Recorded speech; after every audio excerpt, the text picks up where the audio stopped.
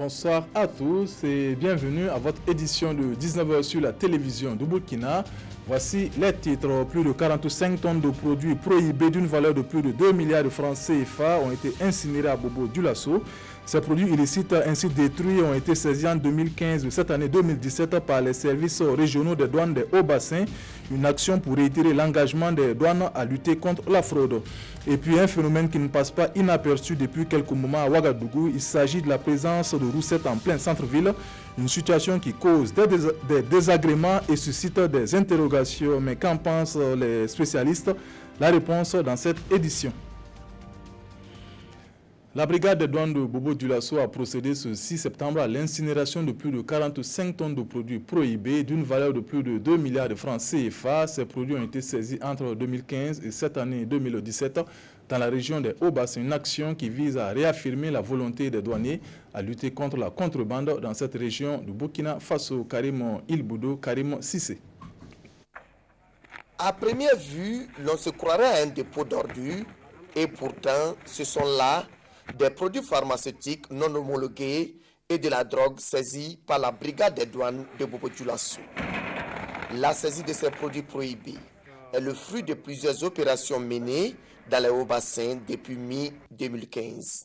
Alors, les produits qui ont été saisis depuis mi-2015 à nos jours sont constitués de 30 tonnes de médicaments illicites et de 15 tonnes de cannabis. Alors, nous estimons les 45 tonnes de drogue et de médicaments illicites à un peu plus de 2 milliards de francs CFA. Cette saisie témoigne de la détermination des services des douanes dans la croisade contre ces fléaux. Je tiens à saluer cette opération, la direction régionale des douanes, et nous promettons que cette opération va se poursuivre pour que les fauteurs, ceux qui seront en infraction puissent être sanctionnés. Et c'est ici, au centre d'enfouissement technique de Bobo-Dioulasso, que ces produits illicites sont incinérés.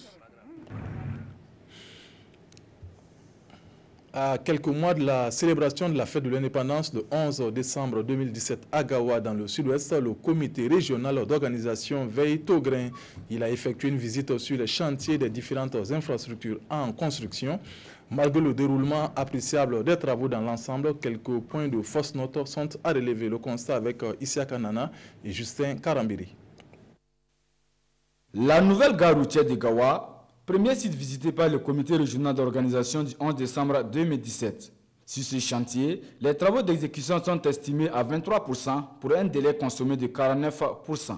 On avait des difficultés auparavant que nous sommes en train de résoudre actuellement. Il y avait des problèmes de BLT, il y avait des problèmes de la main-d'œuvre sur place. Il y avait aussi le problème de terrain qui est inaccessible. Quand il pleut, on ne peut pas du tout travailler. Autre site, même constat. Sur la route bitumée numéro 29, le niveau d'avancement des travaux est de 23%. Là encore, beaucoup d'efforts restent à fournir. La voie est en contrebas par rapport à l'ouvrage, donc il faudra rattraper. Ici, il y a des caniveaux qui vont arriver pour gérer les eaux pluviales. Et après, il y aura le bitume. L'entreprise a mis du temps à se déployer. Bon, donc au démarrage des travaux, il y avait déjà ce retard. L'entreprise essaie de rattraper, elle a fait des efforts, mais on n'a pas encore résolvé ce retard. L'axe du défilé, le site de construction des logements à Gawapar, la salle polyvalente sont également des sites qui ont reçu la visite du comité régional. Si le niveau d'avancement des travaux est jugé satisfaisant à certains endroits, des efforts doivent être néanmoins consentis par les entreprises pour pouvoir livrer les infrastructures à bonne date. Nous comptons sur ces infrastructures-là pour accueillir le Burkina Faso tout entier ici à Gawa. Et donc, je lance vraiment un appel, un sursaut de conscience pour que la fête soit vraiment belle le 11 décembre 2017 à Gawa. Cette visite sur les chantiers du 11 décembre 2017 s'inscrit dans le cadre du suivi hebdomadaire des travaux du comité régional d'organisation. Des roussettes en plein centre-ville de Ouagadougou, c'est ce qui est donné à voir aux habitants de la capitale depuis quelques moments. Leur nombre ne cesse d'augmenter de jour en jour avec son corollaire de désagréments, ce qui ne manque pas de susciter des interrogations chez les Ouagalais. Mais qu'en disent les spécialistes? Éléments de réponse dans ce reportage signé Konsun Koulibaly et Vincent Kendrebego. L'apparition de cette importante colonie de roussettes au centre-ville de Ouagadougou suscite beaucoup d'interrogations. D'où viennent-elles? Pourquoi elles sont là? Les roussettes se sont installées là où elles sentent qu'il y a l'inquiétude. Et le choix n'est pas fait au hasard.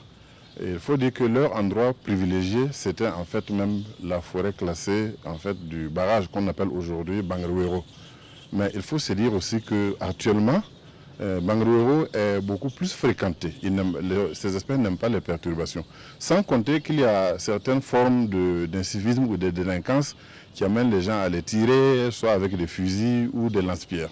Donc en fait, les chauves-souris n'ont pas trouvé meilleur endroit qu'ici pour pouvoir s'installer et être dans l'inquiétude. Sinon, dans les années passées, elles étaient surtout au niveau du parc Bangarouero. À longueur de journée, leur ombre plane au-dessus des immeubles. Les arbres leur servent de refuge. Des arbres dont les branchages commencent à ne plus supporter la voracité et le poids de ces envahisseurs. Et quand leurs urines et crottes se mêlent à leurs cris, plus besoin de démontrer que ces mammifères volants sont nuisibles et même très dangereux. Mais c'est toute une étendue en fait, de cette partie de la ville qui est en train de se cramer en termes de végétation. Plus grave, c'est que ces chauves-souris peuvent être des dangers pour la navigation aérienne. Et le soir, quand ces chauves-souris vont prendre leur envol pour aller chercher leur nourriture, c'est tout un nuage épais. Un avion qui traverserait ce nuage-là, il y a beaucoup de risques que les moteurs, qui sont des moteurs à réacteurs, qui aspirent de l'air, aspirent des chauves-souris. Et ça, si ça arrive, un accident d'avion est vite arrivé. Il faut trouver une solution.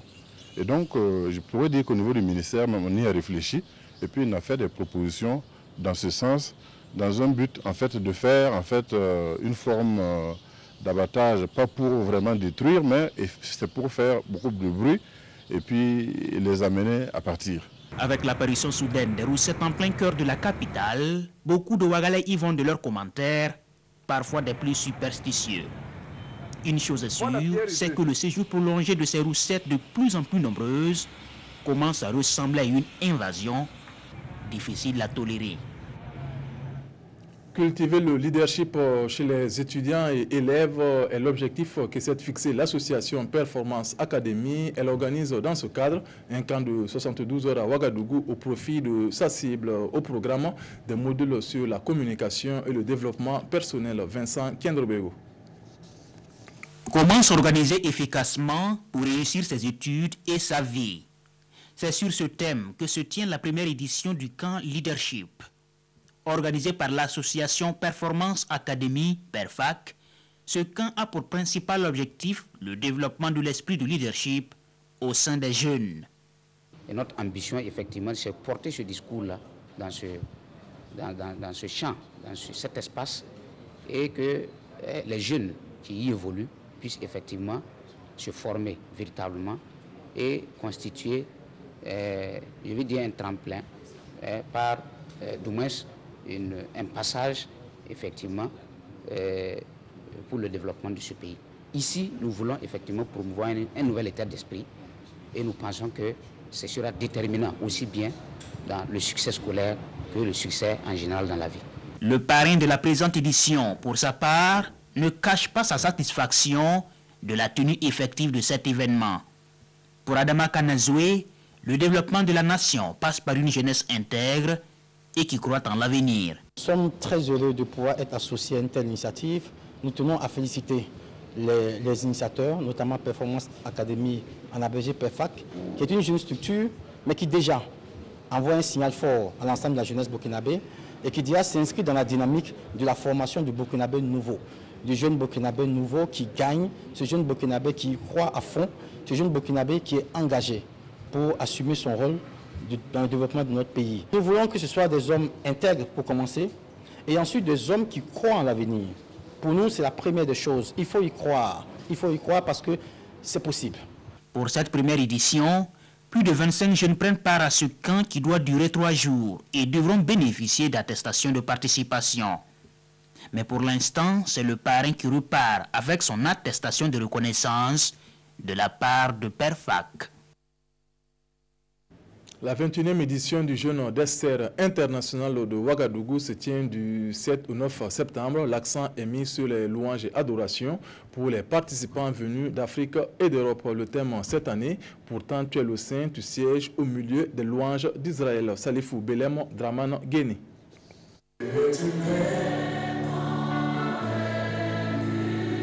Chants, louanges, adorations, les fidèles des églises évangéliques célèbrent le début du jeûne d'Esther. Venus du Burkina, du Togo, de la Côte d'Ivoire, du Mali, du Niger et de la France, ces fidèles ont souscrit à l'esprit du jeûne d'Esther, 3 jours d'adoration sans manger ni boire. Lorsque la louange est manifestée, il y a une assurance qui vient dans le cœur des gens. Les gens commencent à se rendre compte que même dans l'obscurité, il y a une lueur d'espoir qui est là. Et c'est pourquoi, pendant ces 3 jours-là, quand nous allons louer le Seigneur, bénir le Seigneur, en même temps nous bénissons le Burkina Faso, nous bénissons les habitants du Burkina Faso, afin que Dieu, dans sa grâce, veille sur cette nation-là. Depuis 1996, la communauté évangélique organise le jeûne d'Esther au Burkina. Cette 21e édition se présente donc comme l'édition de maturité pour ces milliers de fidèles. Pour moi, le jeûne représente quelque chose d'important, une âme sûre pour le croyant de vaincre toute adversité. Donc depuis les premières heures, je suis ici avec lui au Burkina et à chaque édition, je viens. Sur ce camp de la Maison du Peuple, ces fidèles vont rester jusqu'au samedi 9 septembre, date de la rupture du jeûne d'Esther 2017. À cette date, chacun peut rejoindre sa communauté en attendant l'édition prochaine prévue pour le 6 septembre 2018. On s'arrête là pour ce soir. Peggy Wedraogo vous retrouve sous le coup de 20h. Bonne suite de programme. Bonsoir.